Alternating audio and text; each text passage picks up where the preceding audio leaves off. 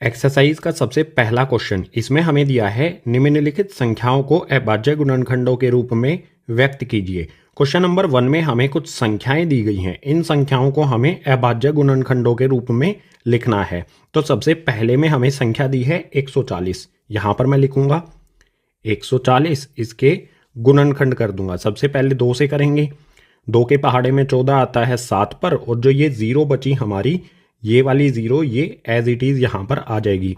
फिर से 2 से कर सकते हैं। 2 से करेंगे तो 2 के पहाड़े में 7 या फिर 7 के आसपास क्या आता है, 2 के पहाड़े में गाइज 2 तिया 6, यहाँ पर बचेगा 1।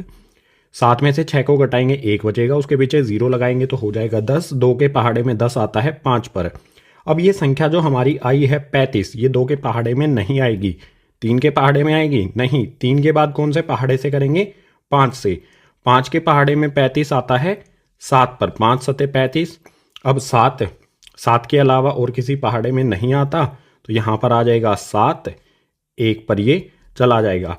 तो जो हमारी ये संख्या है 140, इसके अभाज्य गुणनखंड क्या क्या हैं, यहाँ पर आप देख सकते हो। ये सारे इसके अभाज्य गुणनखंड हैं। लिख देंगे इसे इस प्रकार से, 2 गुना में 2 गुना में 5 गुना में 7, या फिर हम इसे इस तरह से भी लिख सकते हैं। 2 यहाँ पर कितनी बार आया है, देखो 2 यहाँ पर 2 बार आया है, तो हम 2 पे 2 की पावर लगा देंगे, 2 की पावर 2 लगा देंगे। जितनी बार आएगा उतनी पावर होगी। 2 यहाँ 2 बार आया है तो पावर 2 लग जाएगी। उसके अलावा 5 और 7 एक एक बार आया है, तो इसे इस तरह से ही लिख देंगे, 5 गुना में 7। ये हमने लिख दिया 140 के अभाज्य गुणनखंडों के रूप में। बिल्कुल इसी प्रकार से सेकंड वाले में दिया है 156। 156 के गुणनखंड करने के लिए यहाँ पर मैं लिखता हूँ 1 5 6, इसके गुणनखंड करूँगा। सबसे पहले 2 से करते हैं। 2 के पहाड़े में 15 तो नहीं आता, लेकिन 7 पर आता है 14। 2 सते 14, यहाँ पर बचेगा 1, 1 के पीछे 6 लगा देंगे, हो जाएगा 16। 2 के पहाड़े में 16 आता है 8 पर। इसके बाद फिर से इसे मैं 2 से करूँगा। 2 के पहाड़े में 3 पर आता है 6, 7 में से 6 को घटाएंगे तो यहाँ पर बचेगा 1, 1 के पीछे 8 लगा देंगे तो हो जाएगा 18। 2 के पहाड़े में 9 पर आएगा 18। अब ये वाली जो हमारी संख्या है 3 9, ये 2 के पहाड़े में तो नहीं आएगी, 3 से कोशिश करते हैं। 3 के पहाड़े में 3 भी आएगा, 9 भी आएगा, ये 3 से भाग हो जाएगी। तो यहाँ पर मैं 3 से करता हूँ। 3 एकम 3, उसके बाद 3 तिया 9। आपको पता होना चाहिए कि 13 या तो 1 के पहाड़े में आता है या फिर 13 के ही पहाड़े में आता है। तो यहाँ पर इसे सीधा हम 13 से कर देंगे, आ जाएगा 1। यानी जो हमारी ये संख्या है 1 5 6 156, इसके गुणनखंड जब हम करेंगे तो यहाँ पर हमें ये वाली संख्याएं मिलेंगी, 2 गुना में 2 गुना में 3 गुना में 13। और इसे हम इस प्रकार से भी लिख सकते हैं, 2 की पावर 2 गुना में 3 गुना में 13। अगर आप इनमें से एक भी लिख के आते हैं, ऊपर वाला भी लिख के आते हैं, तो आपका आंसर बिल्कुल सही होगा। इसी प्रकार से थर्ड वाली संख्या पर आ जाते हैं। यहाँ पर हमें दिया है 3825। इसके गुणनखंड करने के लिए यहाँ पर मैं लिखता हूँ 3825। ध्यान से देखो, आखिरी में 5 है, तो क्या ये 2 से भाग हो जाएगा? नहीं होगा। 2 से नहीं करेंगे हम, इसे करेंगे 3 से। कोशिश करते हैं 3 से करने की, क्या 3 से होगा? बिल्कुल हो जाएगा गाइज। यहाँ पर मैं लिखता हूँ 3। 3 के पहाड़े में 3 आता है 1 पर, उसके बाद यहाँ पर है 8। 3 के पहाड़े में 8 से कम आता है 6। 3 दूनी 6, 8 में से 6 को घटाएंगे तो बचेगा यहाँ पर 2। 2 के पीछे 2 लगाएंगे तो हो जाएगा 22। 3 के पहाड़े में 7 पर आता है 21। 22 में से 21 को घटाएंगे तो बचेगा 1। 1 के पीछे 5 लगा देंगे तो हो जाएगा 15। 3 के पहाड़े में 5 पर 3 पंजे हो जाएगा 15। फिर से 3 से हो जाएगा, ये बिल्कुल आसान है। 3 से करेंगे तो 3 चौके 12, उसके बाद 3 दूनी 6, यहाँ पर बचेगा, यहाँ 7 जो है 6 लिया है हमने इसमें से, तो 1 बचा, ये हो जाएगा 15। फिर से यहाँ हो जाएगा 3 पंजे 15। अब ये 425 3 के पहाड़े में नहीं आता, तो इसे 5 से करेंगे। 5 से करने पर क्या आएगा? 3 के पहाड़े में 5 के पहाड़े में 42 तो नहीं आता, लेकिन 40 आता है। कितने पर? 5 8 40, बचेगा यहाँ पर 2। 42 में से 40 को घटाएंगे, 2 बचेगा, 2 के पीछे 5 लगा देंगे तो हो जाएगा 25। 5 के पहाड़े में 25 आता है 5 पर, 5 5 25। फिर यहाँ पर आ जाएगा 85, इसको भी हम करेंगे 5 से। 5 एकम 5, 8 में से 5 को घटाएंगे तो बचेगा 3, 3 के पीछे 5 लगा देंगे तो हो जाएगा 35। 5 के पहाड़े में 35 आता है 7 पर। हमारी संख्या मिली है हमें 17। 17 या तो 1 के पहाड़े में आएगा या फिर 17 के पहाड़े में आएगा, यानी यहाँ पर 17 को हम 17 से ही करेंगे तो आ जाएगा 1। जो हमारी ये संख्या है 3825, इसके जब हम गुणनखंड करेंगे तो हमें प्राप्त होगा 3 गुना में 3 गुना में 5 गुना में 5 गुना में 17। या फिर हम इसे इस प्रकार से भी लिख सकते हैं, 3 यहाँ पर 2 बार आया है, 3 2 बार आया है और 5 2 बार आया है, तो 3 पे मैं लगा दूंगा पावर 2, गुना में 5 पे भी लगा दूंगा पावर 2 और गुना में आ जाएगा 17। दोनों में से किसी भी एक तरह से हमें इसे लिखना होगा। सो थर्ड पार्ट यहाँ पर हो गया कंप्लीट। क्वेश्चन नंबर 1 के और 2 पार्ट हैं, उनको देखते हैं गाइज नेक्स्ट पेज पर। अब क्वेश्चन नंबर 1 का 4th पार्ट, इसमें हमें संख्या दी है 5005। इसके गुणनखंड करते हैं। यहाँ पर मैंने लिख लिया इसे 5005। देखो इससे खुद से ट्राई करो इसको करने का। क्या ये 2 से भाग हो जाएगा? नहीं होगा। 3 से कोशिश करो, नहीं होगा। ये होगा गाइज 5 से। सबसे पहले 5 से करेंगे तो 5 एकम 5, उसके बाद 2 0 आती हैं। ये दोनों 0 ऐसा की ऐसी यहाँ पर आ जाएंगी, ये आ गई दोनों 0। उसके बाद लास्ट में यहाँ पर फिर से 5 है तो फिर से यहाँ पर आ जाएगा 5 एकम 5। अब जो हमारी ये संख्या आई है 1001, ये 5 के पहाड़े में नहीं आती, तो इससे आगे हम करेंगे इसे 7 से। 7 से करता हूँ, यहाँ पर लिखा मैंने 7। 7 के पहाड़े में 7 एकम 7, 10 में से हमने इस 10 को लिया, ठीक है। 10 में से 7 को घटाएंगे बचेगा 3, 3 के पीछे ये वाली 0 लगा देंगे हो जाएगा 30।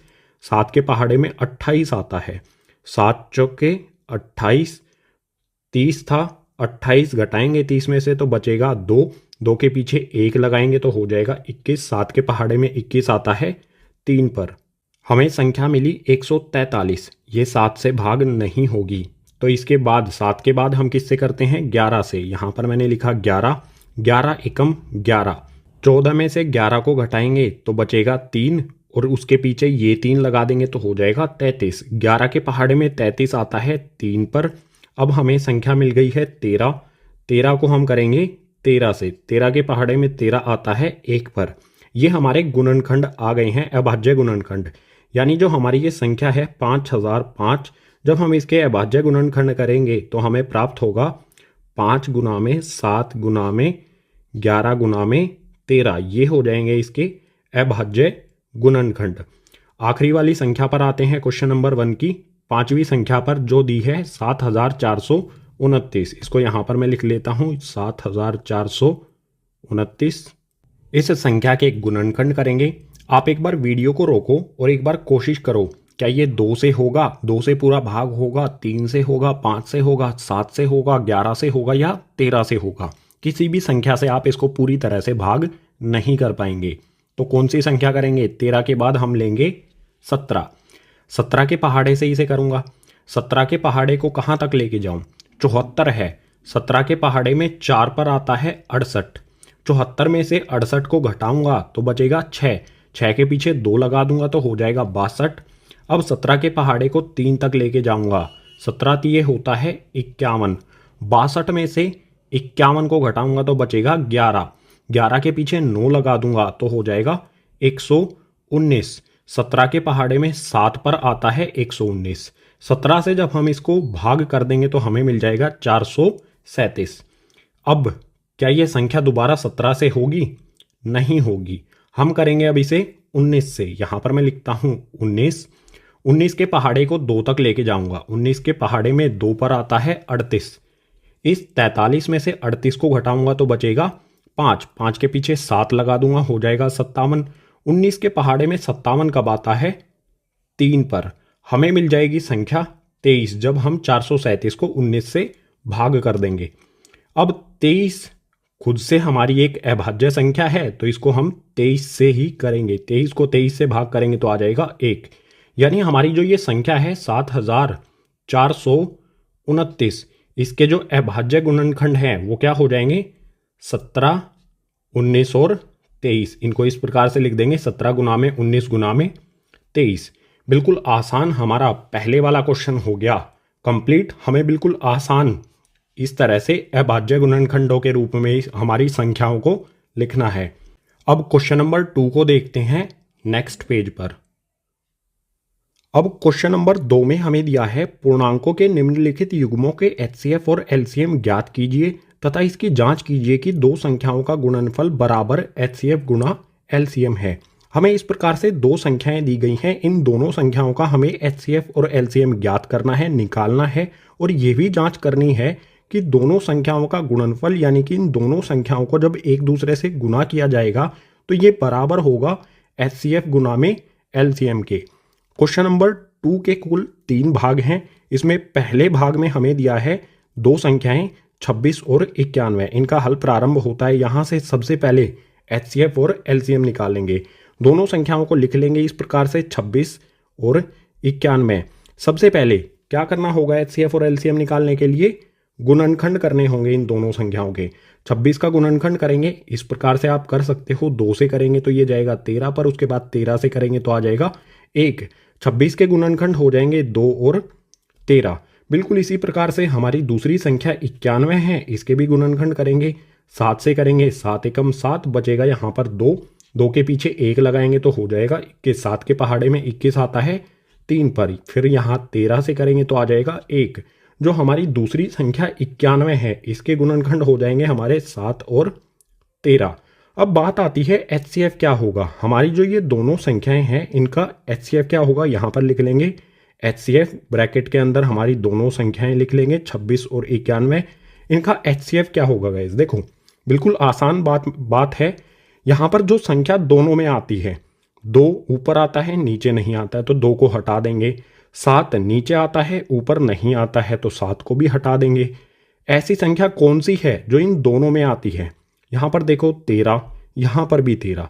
13 इन दोनों में आता है तो 13 ही हो जाएगा ये एचसीएफ इन दोनों संख्याओं का। बात करते हैं एलसीएम इन दोनों संख्याओं का, तो यहाँ पर लिखेंगे 26 और 91, इक्वल्स का साइन लगाएंगे। एलसीएम के लिए हम सबसे पहले देखेंगे छोटी संख्या। यहाँ पर सबसे छोटी संख्या है 2। 2 सबसे ज़्यादा कितनी बार आया है? एक ही बार आया है तो यहाँ पर मैं लिख लूँगा 2। इसके बाद 2 से बड़ी संख्या कौन सी है? 7। 7 सबसे ज़्यादा बार कितनी बार आया है? एक बार, तो यहाँ पर लिख लेंगे गुना में 7। इसके बाद अगली संख्या देखो, 7 से बड़ी संख्या है 13। एक बार यहाँ आई है, एक बार यहाँ आई है। सबसे ज़्यादा कहाँ पर है? ऊपर वाले में भी एक बार है, नीचे वाले में भी एक बार है, दोनों में बराबर है तो किसी का भी लिख लो। या तो ऊपर वाले का 13 लिख लेंगे या फिर नीचे वाले का 13 लिख लेंगे, यानी सबसे ज़्यादा बार जहाँ आएगी वो लिखेंगे। अगर बराबर है तो इन दोनों में से किसी एक को लिख लेंगे। तो यहाँ पर लिख लेता हूँ मैं एक बार 13। अब गुना करेंगे, 2 को 7 से गुना करूँगा हो जाएगा 14। 14 को 13 से गुना करूँगा तो यह आ जाएगा 182 और यही हो जाएगा इन दोनों संख्याओं का एलसीएम। अब हमें ये भी जांच करनी है कि दो संख्याओं का गुणनफल बराबर हो एचसीएफ गुना एलसीएम के। तो सबसे पहले यहाँ पर मैं क्या करता हूँ, एचसीएफ गुणा में एलसीएम। जो हमारा एचसीएफ आया है और एलसीएम आया है इन दोनों को गुना करता हूँ। एचसीएफ 13 है और एलसीएम 182 है। गुना करते हैं, यहाँ पर मैंने गुना किया 13 गुना में 182। आप बिना कैलकुलेटर का यूज़ करके इसे गुना करो और यहाँ पर लिखो कितना आएगा गुना करने पर, 2366। इसके बाद हमारी जो ये दो संख्याएं हैं इनको भी हमें गुना करना है। तो यहाँ पर मैं लिखता हूँ फर्स्ट यानी कि पहली संख्या गुना में सेकंड यानी कि हमारी दूसरी संख्या। इन दोनों को गुना करेंगे। फर्स्ट संख्या क्या है हमारी 26 और सेकंड है 91। तो यहाँ पर लिखता हूँ 26 गुना में 91। तो ये किसके बराबर होगा? 26 को 91 से गुना करेंगे तो भी हमारा यही आएगा 2366। दोनों बराबर आए हैं। एचसीएफ और एलसीएम को गुना करने पर भी यही आया और पहली और दूसरी संख्या को गुना करने पर भी यही आया। तो लास्ट में यहाँ पर एक लाइन लिख देंगे, इस प्रकार हमारी पहली संख्या यानी कि फर्स्ट नंबर गुना में सेकंड वाली संख्या हमारी जो है 91, जब हम इन दोनों को गुना करते हैं तो हमारा 2366 आता है, जो कि बराबर है एचसीएफ गुना में एलसीएम के। एचसीएफ और एलसीएम को गुना करने पर भी बिल्कुल हमारा यही आता है। तो हम कह सकते हैं पहली संख्या गुना में दूसरी संख्या बराबर होगा HCF गुना में LCM। अब जो हमारा इसके बाद वाला पार्ट है उसको देखते हैं नेक्स्ट पेज पर, सेकंड वाले पार्ट को। सेकंड वाले पार्ट में हमें दो संख्याएं दी हैं 510 और 92। इनका HCF और LCM निकालते हैं तो हल प्रारंभ होता है यहाँ से। दोनों संख्याओं को लिख लेंगे। हमारी पहली संख्या 510, इसके गुणनखंड इसके सामने लिखेंगे, और जो हमारी दूसरी संख्या 92 है इसके गुणनखंड इसके सामने। यहाँ पर मैं लिखता हूँ 510। इसके गुणनखंड करना बिल्कुल आसान है, आप खुद भी कर सकते हो। मैं 2 से करूँगा, यहाँ पर आएगा 2 दूनी 4, उसके बाद 2 पंजे 10, उसके बाद फिर से 2 पंजे 10। फिर यहाँ पर मैं इसको 3 से करूँगा। 3 से करने पर यहाँ आएगा 3 अठे 24, उसके बाद 1 बचेगा, 1 के पीछे 5 लगाएंगे तो हो जाएगा 15। 3 पंजे हो जाएगा 15। अब मैं करूँगा इसे 5 से, यहाँ पर आ जाएगा 5 एकम 5, बचेगा 3, 3 के पीछे 5 लगाऊंगा तो हो जाएगा 35। अब 5 के पहाड़े में आता है 7 पर, 5 सते 35। 17 खुद हमारी एक अभाज्य संख्या है तो इसको 17 से ही करेंगे, आ जाएगा 1। जो 510 है इसके गुणनखंड हो जाएंगे ये, 510 के सामने लिख देंगे। यहाँ पर आ जाएगा 2 गुना में 3 गुना में 5 गुना में 17। बिल्कुल इसी प्रकार से हमारी दूसरी संख्या जो 92 है इसके भी गुणनखंड करेंगे। यहाँ पर मैं लिख देता हूँ 92। सबसे पहले 2 से करूँगा, 2 चौके हो जाएगा 8, बचेगा 1, 12 बन जाएगा। 12 2 के पहाड़े में आता है 6 पर, फिर 2 से कर लेंगे, 2 दूनी 4, 2 तिया 6, इसके बाद ये जाएगा 23 पर, क्योंकि 23 अपने आप में ही एक अभाज्य संख्या है। 23 के पहाड़े में 23 आता है 1 पर। जो हमारा 92 है इसके अभाज्य गुणनखंड हो जाएंगे 2 गुना में 23। अब बात करते हैं इन दोनों संख्याओं के HCF और LCM की। तो यहाँ पर मैं लिख लेता हूँ HCF, ब्रैकेट में लिख देता हूँ दोनों संख्याएं हमारी 510 और 92। HCF क्या होगा, देखो इनमें कॉमन क्या है, उभयनिष्ठ क्या है। 17 ऊपर है नीचे नहीं है, 23 नीचे है ऊपर नहीं है, ऊपर 5 है नीचे नहीं है, 3 ऊपर है नीचे नहीं है। ऐसी कौन सी संख्या है जो ऊपर भी आती है और नीचे भी आती है। तो देखो 2 यहाँ पर भी आता है, 2 यहाँ पर भी आता है। उभयनिष्ठ क्या है, गोला लगा दो इस पे, ये उभयनिष्ठ है। दोनों में एक बार 2 आया है तो 2 ही इसका हो जाएगा HCF। ठीक है, जो हमने ये गोला लगाया है इसे हटा देता हूँ, HCF हमने ज्ञात कर लिया है। बात करते हैं LCM की। इसी तरह से लिखेंगे LCM, पहली हमारी संख्या 510 और दूसरी संख्या 92 बराबर में LCM क्या होगा। सबसे छोटी संख्या है हमारी 2, ऊपर 2 एक बार आता है, नीचे 2 बार आता है। तो हम किसको रखेंगे, जहाँ पर ज़्यादा बार आता है, 2 बार यहाँ आया है ये, ठीक है, तो ये रखेंगे हम LCM वाले में। यहाँ पर लिखूंगा मैं 2 गुना में 2, जिसमें ज़्यादा बार आएगा ना वो रखना है। 2 से बड़ी संख्या कौन सी है, 3। यहाँ पर एक बार आया है और कहीं पर भी 3 नहीं आया है तो एक बार ही आ जाएगा, यहाँ आ जाएगा गुना में 3। इससे बड़ी संख्या कौन सी है हमारी, यहाँ पर है 5, नीचे नहीं है, सिर्फ एक बार यहीं पर दिखाई देता है तो यहाँ पर आ जाएगा गुना में 5। इससे बड़ी संख्या कौन सी है हमारी, 17 एक बार आया है और 23 एक बार आया है। इन दोनों को लिख लेंगे, गुना में यहाँ आ जाएगा 17, गुना में आ जाएगा 23। इनको गुना करेंगे, गुना करने पर क्या आएगा, यहाँ पर आ जाएगा गाइस 23,460। यह आ जाएगा LCM इन दोनों संख्याओं 510 और 92 का। अब जांच करनी है हमें, अगर HCF गुना में LCM करूँगा तो क्या आएगा। HCF हमारा कितना है 2 और LCM है 23,460। इन दोनों को गुना करते हैं, यहाँ पर मैं लिखता हूँ 2 गुना में 23,460 बराबर क्या होगा, 2 से गुना करने पर ये हो जाएगा 46,920। बिल्कुल इसी प्रकार से हमारी दो संख्याएं 510 और 92, हमारी पहली संख्या यानी कि फर्स्ट गुना में दूसरी संख्या यानी कि सेकंड, इन दोनों को गुना करूँगा। ये है हमारा 510 गुना में 92, ये आ जाएगा हमारा बिल्कुल वही 46,000, एक सेकेंड गाइज, 46,920। HCF और LCM को गुना करने पर भी यही आएगा, पहली और दूसरी संख्या को गुना करने पर भी यही आएगा। तो यहाँ पर मैं लिख दूंगा इस प्रकार, हमारी फर्स्ट वाली संख्या गुना में सेकंड वाली संख्या बराबर होगा HCF गुना LCM के। यही हो जाएगा हमारा उत्तर। HCF आया 2, LCM आया 23,460। उसके बाद हमने यहाँ पर ये जांच कर ली। अब क्वेश्चन नंबर 2 के नेक्स्ट पार्ट यानी कि तीसरे भाग को देखते हैं आगे वाले पेज पर। तीसरे भाग में हमें दो संख्याएं दी हैं 336 और 54। यहाँ पर मैंने लिख ली हैं, इनका हल यहाँ से शुरू हो गया है। तो इन दोनों के हमें गुणनखंड करने हैं। यहाँ पर पहले करता हूँ मैं 3 3 6 यानी कि 336 के। जल्दी से कर लेता हूँ, आपको गुणनखंड करने आते ही हैं, ठीक है। तो 2 से करूँगा, 2 एकम 2, उसके बाद 2 छक्के 12, उसके बाद 2 अठे 16। यहाँ पर फिर से 2 से करूँगा, 2 अठे 16, 2 चौके 8। फिर से 2 से करूँगा, 2 चौके 8, 2 दूनी 4। फिर से 2 से करूँगा, 2 दूनी 4, 2 एकम 2। अब 3 से करूँगा तो आ जाएगा 7, 7 से करूँगा तो आ जाएगा 1। जो हमारी ये 336 है, इसके गुणनखंड हो गई ये 2। यहाँ पर कितनी बार आता है देखो, ध्यान से काउंट कर लो, 1 2 3 4। 2 यहाँ पर 4 बार आता है। तो यहाँ पर मैं लिख लूँगा 2 गुना में 2 गुना में 2 गुना में 2। इसके बाद क्या आता है, 3 और 7 एक एक बार आता है। तो यहाँ पर लिख दूंगा गुना में 3 गुना में 7। बिल्कुल इसी प्रकार से जो हमारी ये वाली संख्या है 54, इसके भी गुणनखंड करूंगा। ये लिखा 54, इसके गुणनखंड करेंगे। 2 से करता हूँ, 2 से करने पर आ जाएगा 27। 2 के पहाड़े में 27 नहीं आता, लेकिन 3 के में आता है। 3 से 27 को करूंगा तो 3 में 27। फिर से 3 से करूंगा तो 3 तिया 9।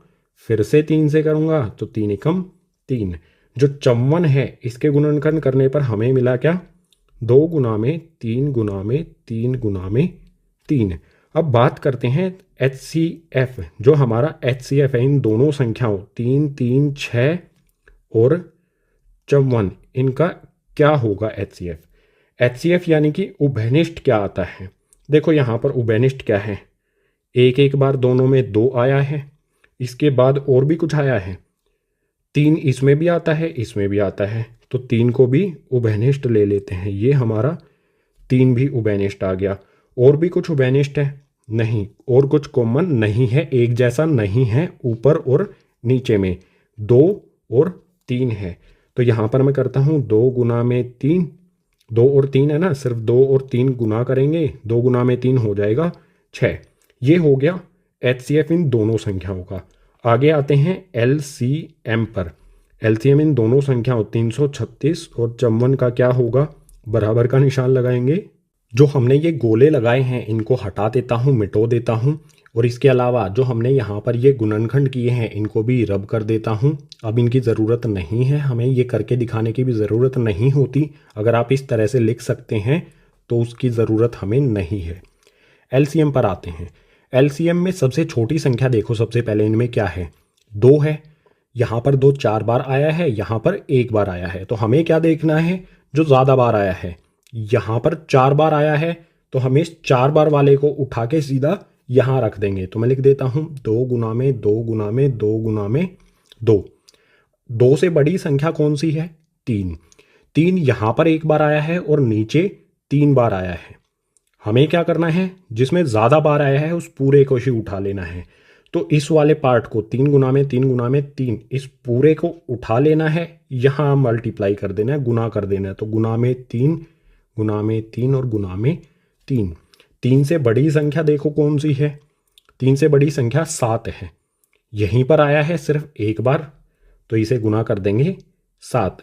अब इनको गुना करो, 2 गुना 2 गुना 2 गुना 2, मतलब यानी कि इन सभी को गुना कर लो, कैलकुलेटर के बिना कर लेना, ठीक है। गुना करने पर जो भी हमारा उत्तर होगा वही हो जाएगा LCM। खुद से गुना करो, क्या उत्तर आएगा आपका, क्या 3024 आया। अगर सही यही आया तो LCM हो जाएगा हमारा ये 3024। अब इसकी जांच भी कर लेते हैं कि HCF गुना में LCM बराबर होता है किसके, ये किसके बराबर आएगा। HCF हमारा 6 आया है और LCM हमारा 3024 आया है। तो 6 गुना में 3024, ये किसके बराबर होगा, ये हो जाएगा 18,144। जब 6 और 3024 को गुना करेंगे ये आएगा। और हमारी जो फर्स्ट वाली संख्या है, पहली संख्या गुना में सेकंड यानी कि दूसरी संख्या, पहली संख्या हमारी क्या है 336 और दूसरी संख्या 54। यहाँ पर लिखता हूँ 3 3 6 गुना में 54, ये किसके बराबर होगा? इसका भी हमारा बिल्कुल यही उत्तर आएगा जब हम इन दोनों को गुना करेंगे। तो यहाँ पर फिर से आ जाएगा 18,144। यहाँ पर देखो HCF और LCM को गुना किया तो भी ये आएगा 18,144। पहली और दूसरी संख्या को गुना किया तो भी 18,144। यानी मैं यहाँ पर कह सकता हूँ कि HCF गुना में LCM बराबर होगा हमारी फर्स्ट यानी कि पहली संख्या गुना में सेकंड यानी कि दूसरी संख्या। ये हमें जांच करनी थी। हमने HCF निकाल लिया 6, LCM निकाल लिया 3024 और जांच यहाँ पर हमने कर ली। जब HCF और LCM को गुना करते हैं तो भी यही आता है, फर्स्ट और सेकंड जो हमारी ये टर्म है, हमारी जो संख्याएं हैं तब गुना करते हैं तो भी हमारा बिल्कुल वही आता है। सो गाइस क्वेश्चन नंबर 2 इसी के साथ हो गया कंप्लीट। अब क्वेश्चन नंबर 3 को देखते हैं नेक्स्ट पेज पर।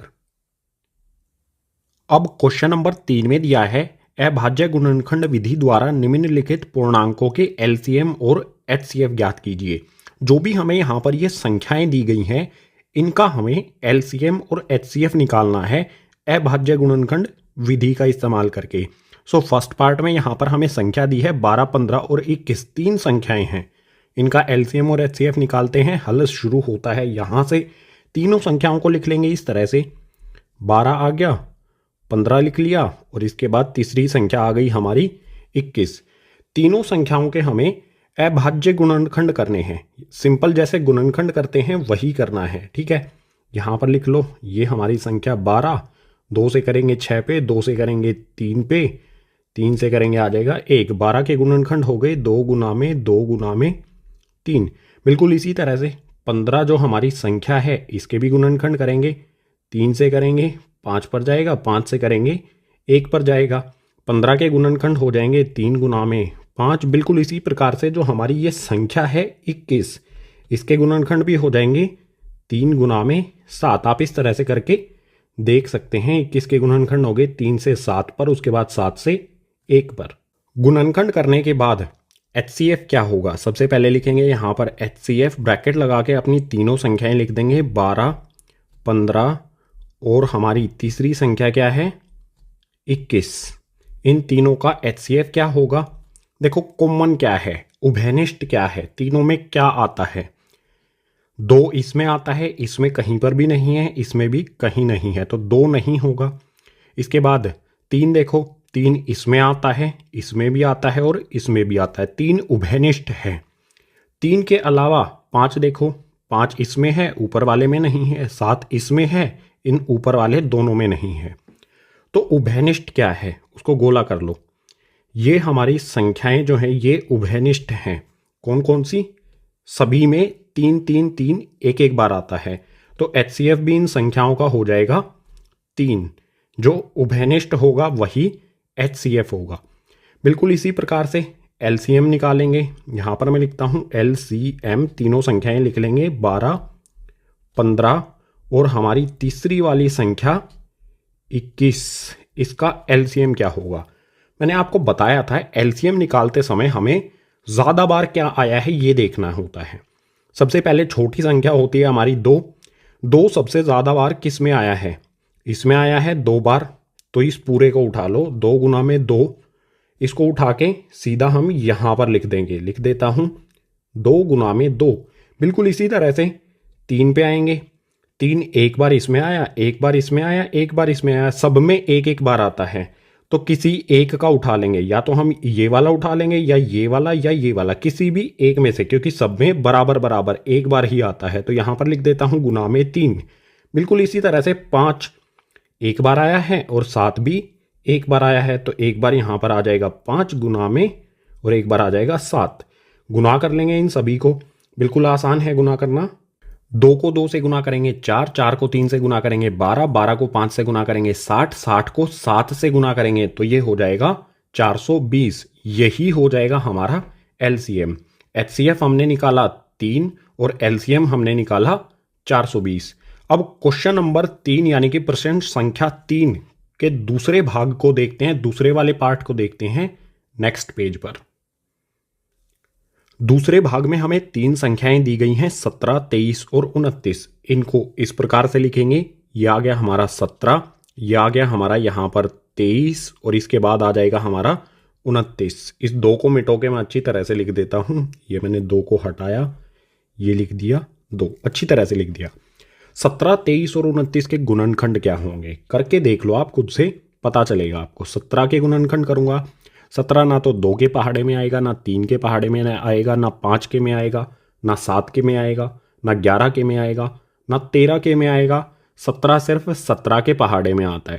तो 17 से 17 को करेंगे 1 पर, यानी 17 का गुणनखंड 17 होगा, 23 का गुणनखंड 23 होगा और 29 भी किसी के पहाड़े में नहीं आएगा, सिर्फ 29 के पहाड़े में ही आएगा। तो इसका हो जाएगा गुणनखंड 29। बात करते हैं इन तीनों संख्याओं के, ये हमने गुणनखंड कर लिए। इन तीनों संख्याओं का HCF क्या होगा, ये लिखता हूं मैं HCF, तीनों संख्याएं लिख लेता हूं 17, 23 और हमारी तीसरी वाली संख्या 29। इसका HCF क्या होगा, कुछ भी उभयनिष्ठ यानी कि कॉमन नहीं है। यहां पर 17 है, यहां पर 23, यहां पर 29, कुछ भी कॉमन नहीं है, कुछ भी ऐसी चीज नहीं है जो इसमें भी आती हो, इसमें भी आती हो और इसमें भी आती हो। तो इस कंडीशन में, इस स्थिति में HCF होगा हमारा 1। ठीक है, LCM पर आ जाते हैं। ये लिखा मैंने LCM। LCM 17, 23 और हमारी तीसरी वाली संख्या 29 का क्या होगा। LCM में मैंने क्या कहा था, हमें हमेशा छोटी संख्या से शुरू करना है।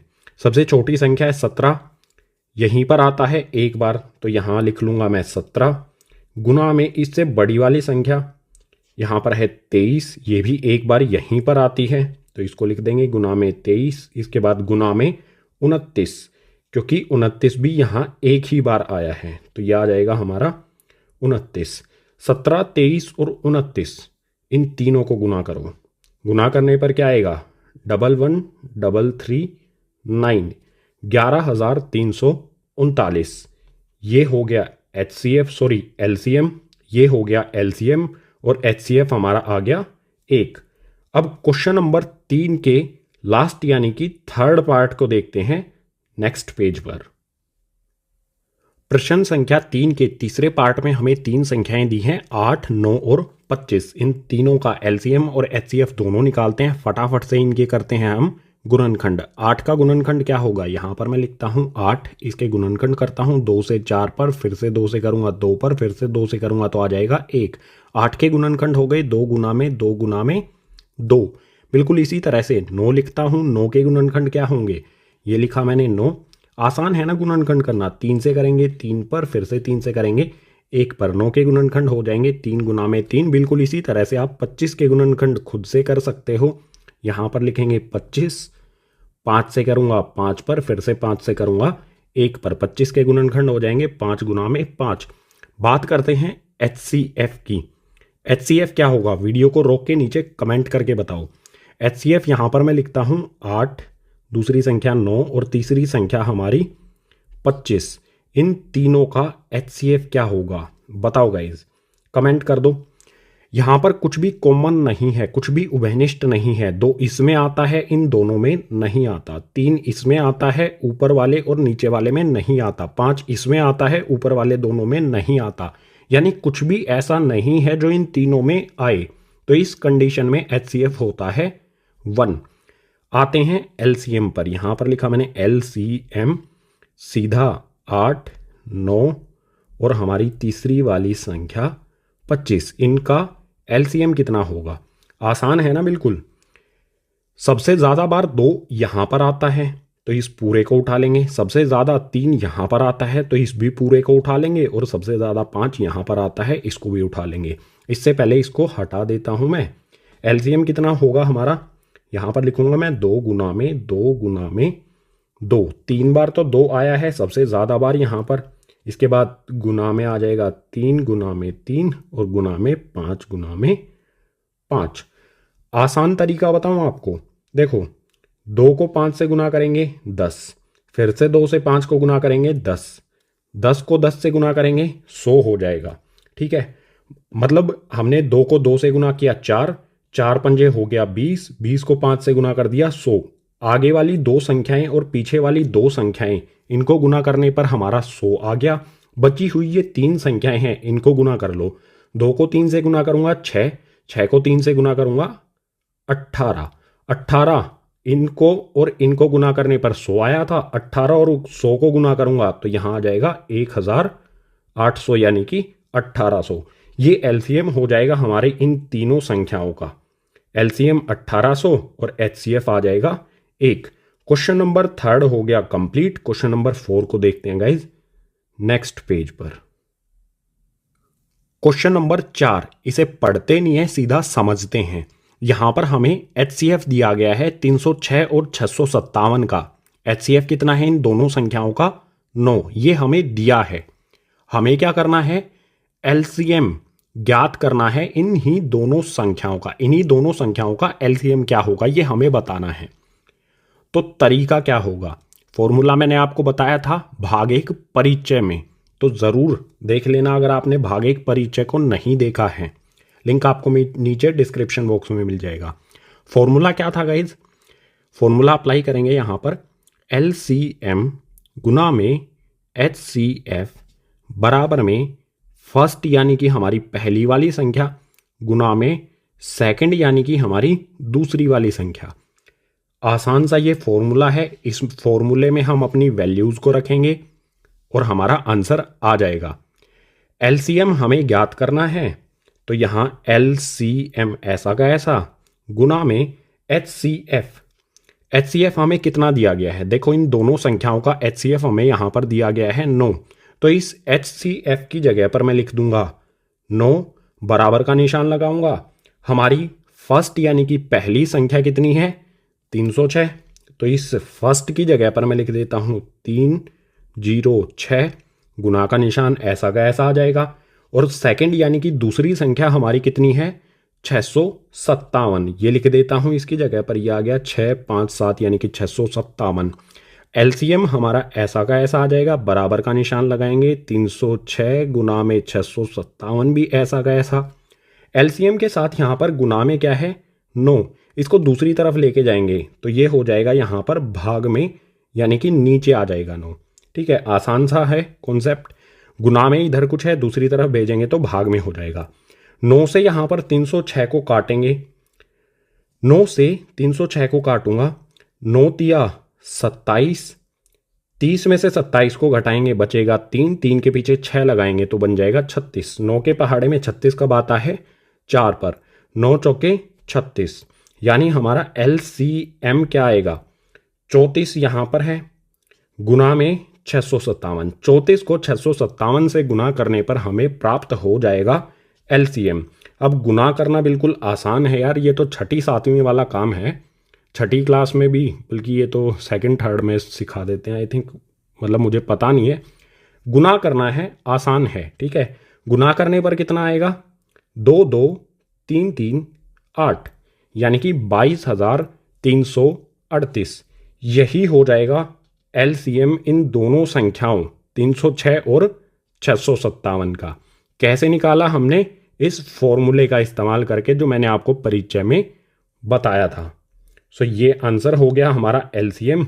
अब क्वेश्चन नंबर 5 को देखते हैं नेक्स्ट पेज पर। क्वेश्चन नंबर 5 इसमें दिया है, जांच कीजिए कि क्या किसी प्राकृत संख्या n के लिए संख्या 6n अंक 0 पर समाप्त हो सकती है। हमें जांच करनी है कि ये जो संख्या हमारी है 6n, n का मतलब यहां पर प्राकृत संख्या है। प्राकृत संख्या मैंने भाग 1 परिचय में बताया था कौन कौन सी होती हैं, 1 से लेके अनंत तक, 1 2 3 4 5, बिल्कुल इसी तरह से अनंत तक। तो ये हमारी एक संख्या है 6n। ये कभी 0 अंक पर समाप्त होगी, 0 अंक पर समाप्त हो सकती है क्या, ये हमें बताना है। तो हल शुरू होता है यहां से। सबसे पहले कोई भी ऐसी संख्या जो 0 अंक पर समाप्त होती है उसके लिए कंडीशन भाग 1 परिचय में ही मैंने आपको बताई थी। क्या होती है? जो संख्या 0 पर समाप्त होती है उसके अभाज्य गुणनखंड 2 गुना 5 के रूप में होते हैं। कोई भी संख्या जिसका अंक जो 0 अंक पर समाप्त होती है, 0 अंक पर समाप्त होती है, उसमें 2 गुना 5 ये गुणनखंड का जोड़ा होना चाहिए। अगर ये गुणनखंड का जोड़ा नहीं है तो वो कभी भी शून्य अंक पर समाप्त नहीं होगी। चेक कर लेते हैं इस संख्या में क्या 2 गुना 5 का जोड़ा कहीं पर भी बनता है। अगर बनता है तो ये संख्या हमारी 0 अंक पर समाप्त होगी। अगर नहीं बनेगा ये जोड़ा तो 0 अंक पर समाप्त नहीं होगी। तो यहां पर इस संख्या को लिख लेता हूं मैं 6 की पावर n। इसके गुणनखंड करते हैं। देखो आसान है, 6 के गुणनखंड कर लो। 6 के गुणनखंड क्या करेंगे, 2 से आएगा, 3 पर 2 तिया 6 होता है, बिल्कुल इसी तरह से 3 से करेंगे 1 पर। जो हमारी ये संख्या है 6, इसके गुणनखंड हो जाएंगे 2 गुना में 3। इसके बाद ब्रैकेट लगा के 6 की पावर है ना, 6 की पावर n है तो 2 गुना में 3 ये हो गया 6। इसकी पावर लगा देते हैं यहाँ पर n। n का कोई भी मान हो, जो हमारा ये 6 है इसके गुणनखंड होंगे 2 गुना में 3। जो भी हमारी ये संख्या है इसके गुणनखंड यही होंगे।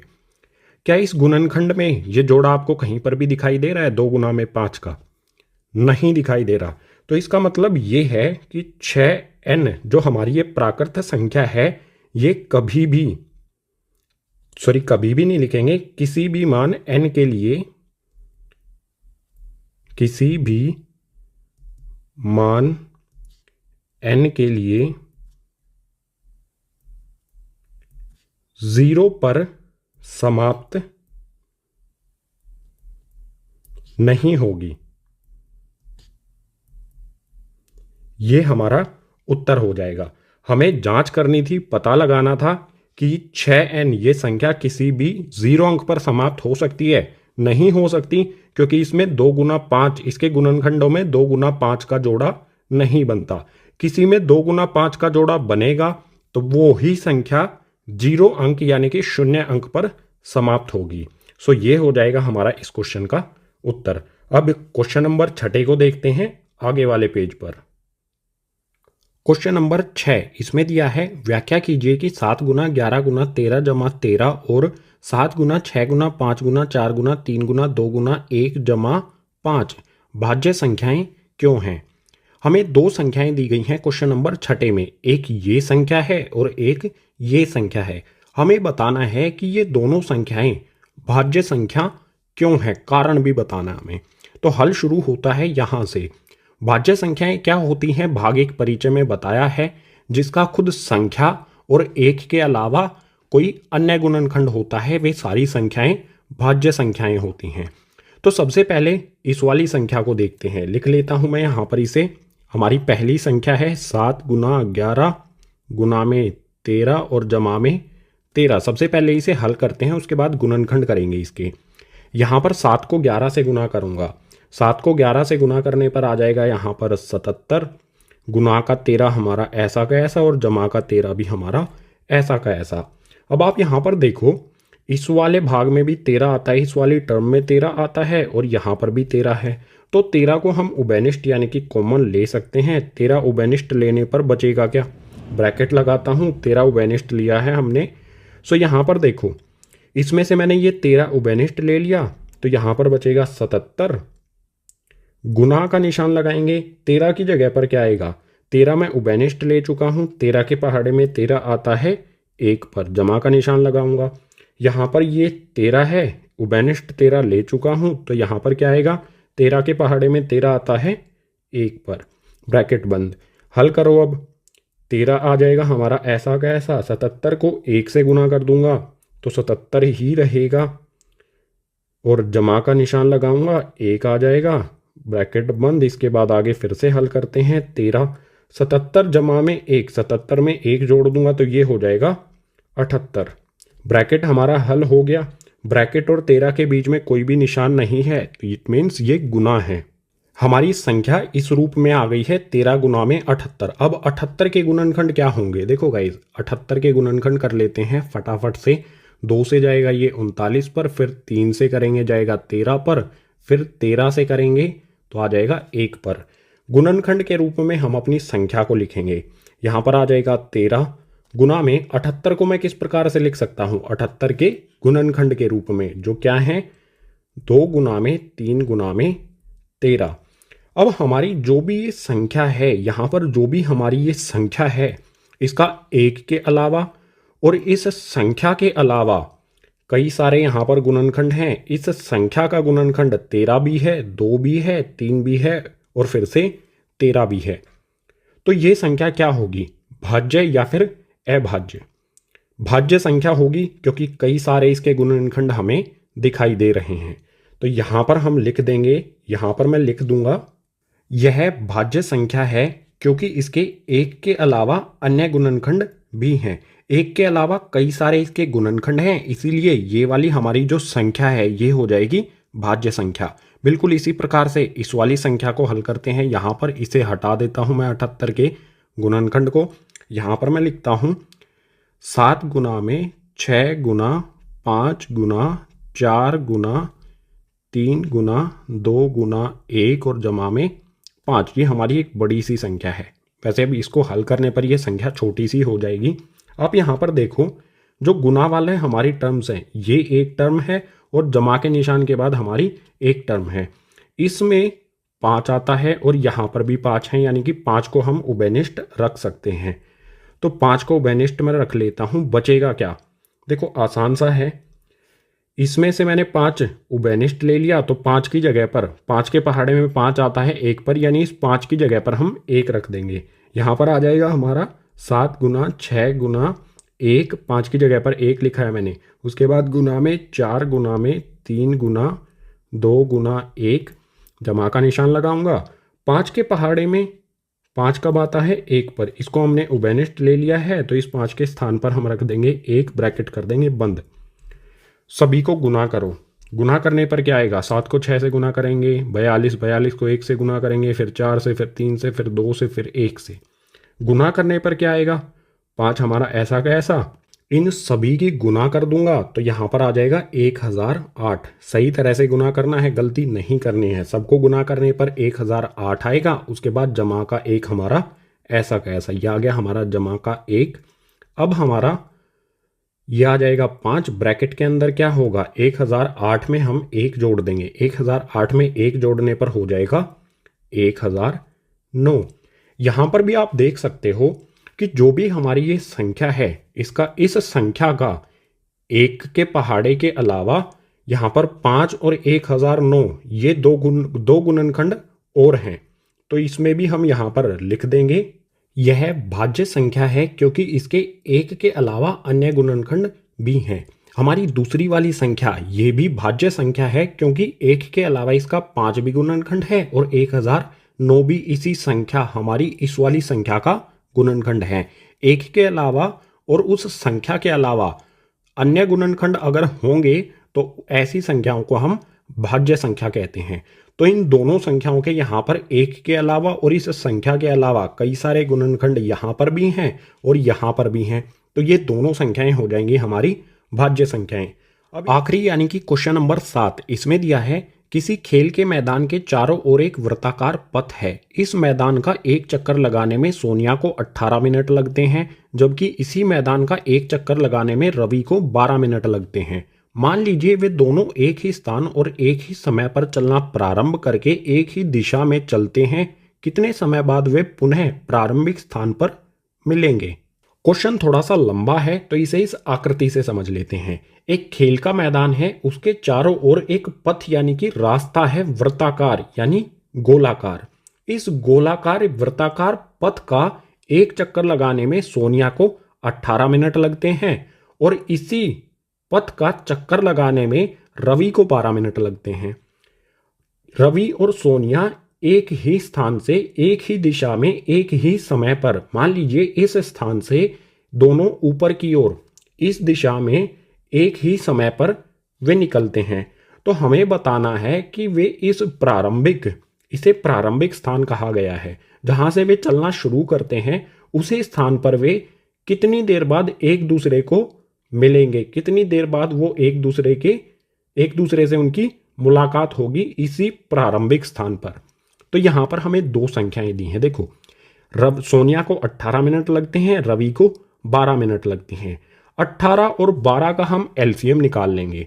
वो एलसीएम ही वो समय होगा जब वो एक दूसरे से प्रारंभिक यानी कि इस स्थान पर एक दूसरे से दोबारा मिलेंगे। तो यहाँ पर दो संख्याएं हैं हमारी, लिख लेता हूँ। ये है 18 और ये है हमारा 12। 18 का हम एलसीएम गुणनखंड करेंगे। 18 के गुणनखंड क्या होंगे? 2 गुना में 3 गुना में 3। 12 के गुणनखंड क्या होंगे? 2 गुना में 2 गुना में 3। गुणनखंड करना आसान है, आप इस तरह से 12 और 18 के गुणनखंड कर सकते हैं।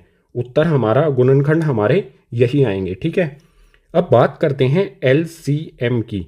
इन दोनों संख्याओं 18 और 12 का एलसीएम क्या होगा? बिल्कुल आसान है। सबसे पहले देखो छोटी संख्या कौन सी है गुणनखंडों में? 2। 2 के यहाँ पर 2 यहाँ पर एक बार आया है, यहाँ पर 2 बार आया है 2। जहाँ भी ज़्यादा होता है उसको उठाना है हमें। 2 यहाँ पर 2 बार आया है तो इस पूरे को हम उठा लेंगे। 2 गुना में 2 को उठा के यहाँ लिख देंगे। ये लिख देता हूँ मैं 2 गुना में 2। बिल्कुल इसी तरह से 2 से बड़ा गुणनखंड कौन सा है?